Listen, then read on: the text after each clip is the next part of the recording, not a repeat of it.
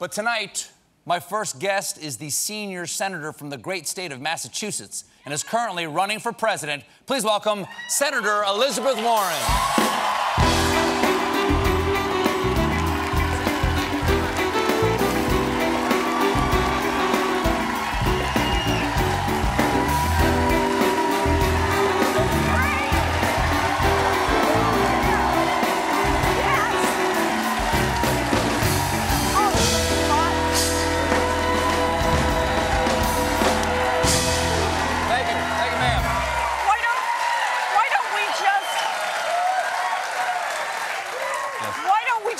Now and do a selfie line.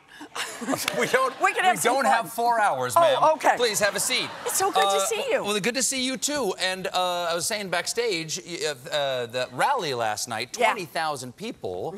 Your biggest rally so far. Yep. And I understand that you did do a very long selfie line afterwards. We did. How many selfies is too many? How many do you have any idea how many you did? I have no idea how many we did. 20,000 people. It seemed like about 26,000 stayed for selfies.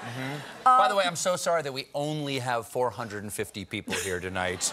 Thank you for slumming here at the Ed Sullivan. But you know, the selfies are the most fun about this. And it truly is the case because it means you get the person to person about this. And it means for every single person who stays in that line, and look, somebody waited 4 hours, you know, the guy at the end, but it's about power and it's about saying, I get it. We got a Washington that's working great for the rich and the powerful, not working for much of anyone else. You came in here, you talked about how it's broken, you talked about how to fix it, and people who say, I can do a piece of that. I'm in this fight all the way, and I got a selfie to prove it. So that's where we are. That's validating the parking ticket is what it is. You know, now, and it's fun.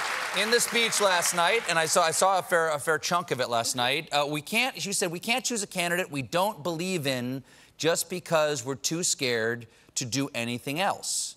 Now, some people saw that. By some people, I mean everyone saw that as a veiled shot at Joe Biden. Is that accurate? No. The way I see this is these really are scary times. It's scary times because Donald Trump is truly a terrible president. Not just bad, terrible. Well, then let me make the case. Then let me just go ahead and try. Okay, people are seeing you refer to Biden in that because when things do get scary, and it's a scary time, people run to the familiar. They run to the safe, they run to the comfortable, and people are saying that Biden is that feeling for people. Like, you remember how he used to feel? I am that feeling is kind of his message. How do you make yourself familiar and comfortable to these people? Because you're compared to him, you're a fairly new figure on the national stage. So I guess I just don't see it the same way, Stephen. I see this as either, you know, we can hide under the covers, or we can say, no, we get it. The government isn't working for us. Donald Trump is in charge, but things have been broken for a very long time. And instead of hiding, we can actually come together, all of us, fight back, and make this the country we want it to be. For me, this is about looking forward. Well, in a way, okay, I accept what you say. Last night, you did reach back to 1911, though, in your speech. I watched the 8-minute chunk that you guys put up online last night on your Twitter feed talking about the Triangle Shirtwaist Factory fire. Right. And basically, I'm paraphrasing you, and please feel free to correct me, that you were saying, you know, we learned a lesson over 100 years ago. And women helped teach that lesson and make sure that lesson became action, that we cannot trust corporate interest in big business without regulation to control what they're doing to the workers. That's in right. some ways, aren't you looking back fondly at a time when that kind of activism changed life for workers? So here's how I see this. That story of the Triangle Shirtwaist Factory fire is a story of corruption, You know, by the time that fire occurred, there had already been protests marched. There had been lots of stories in the press. There had been a lot where people talked about the very dangerous conditions. And yet, the factory owners were making big bucks off it. So instead of making changes in their factories, what they did is they went to Albany and they made big political campaign contributions. And they greased the wheels of government so that nothing happened. That's what happens when the rich and the powerful capture our government. But it's a story about power in the other direction as well. After that fire, the women got organized and they said, we're going to keep rallying, we're going to keep protesting, they're going to push from the outside.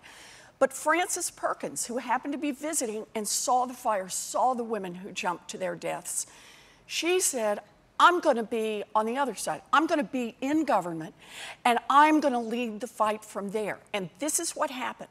Over time, she goes to Albany in 1911 when women don't even have the vote. And she heads up a commission that investigates. They talk about fire safety, get changes, then move to rewriting the labor laws. The Great Depression hits. Franklin Roosevelt takes her to Washington. She becomes the first woman to serve in the cabinet of a president of the United States. And what does she do? She leads her part. She leads from the inside. Millions of people lead from the outside. And what happens?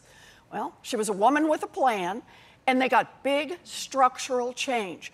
That's when we got, in America, a minimum wage. That's when we got unemployment insurance. That's when we got Social Security in America. Shoot, that's when we actually got the weekend. This is big change. So when people say to me, this is too hard, you know, come on, government, it just goes on. Government's captured by all the guys with all the money. You say, wait a minute. In America, we've made big structural change before. Think of it this way. What did they say to the suffragettes? Don't even try. It's too hard. Quit now. What did they say to the early civil rights workers, the foot soldiers in the civil rights movement? Too hard. Give up now. To the early union organizers. Too hard, give up now. To the LGBTQ activists, too hard, give up now. But they didn't give up. They got organized, they persisted, and they changed American history. And yet they persisted. And yet they persisted. Okay. We can do the same. And that's what this is about. Do you think that there is more sort of... there's more corruption now than there was before, because there is a lot of centralized monetary power in Washington on K Street from the lobbyists controlling an enormous amount, such an enormous amount of money.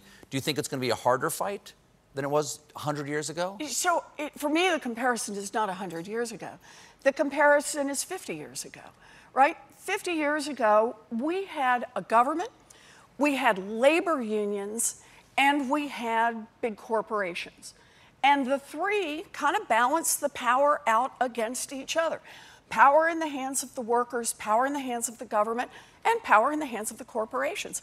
What happened is the corporations figured out, starting roughly late 70s, early 1980s, that shoot, best investment to be made is not in technology, not in new factories. Best investment is go buy some politicians in Washington. And they started investing in politicians, and you watch the rules just start to shift. They take the legs out from underneath the unions, and they take the legs out from underneath the government because they capture that government. And that's our problem. It's not just Donald Trump. Yeah, I get it. He is corruption in the flesh. But the truth is, a country that elects a Donald Trump is already in serious trouble. Really bad trouble. Well, we have to take a quick break, but we'll be right back with more. Senator Elizabeth Warren, I'll ask her what she would do about the attack in Saudi Arabia.